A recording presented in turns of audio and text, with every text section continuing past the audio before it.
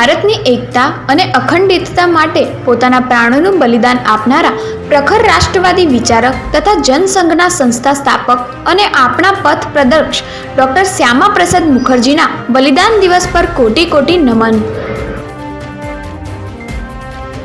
આજ રોજ ડૉક્ટર શ્યામ પ્રસાદ મુખર્જી તેમના સ્મૃતિ દિવસ નિમિત્તે બાવડા શહેરમાં પુષ્પાંજલિનો કાર્યક્રમ કરવામાં આવ્યો। કાર્યક્રમમાં બાવડા શહેર ભાજપના નગરપાલિકા પ્રમુખ પ્રજ્ઞાબેન, પૂર્વ શહેર પ્રમુખ ચંદ્રકાંતભાઈ પટેલ, શહેર પ્રમુખ મિતુલભાઈ પટેલ, મહામંત્રી તુષારભાઈ ગુર્જર અને રાજેશભાઈ ઠક્કર, ઉપપ્રમુખ કલ્પેશભાઈ ગજ્જર, નગરપાલિકાના સદસ્યો વિજયભાઈ ચૌહાણ તથા ઉમંગભાઈ પટેલ તથા નીતિનભાઈ પટેલ, રોહિતભાઈ તેમજ સૌ હોદ્દેદાર અને સૌ કાર્યકર્તા હાજર રહ્યા હતા।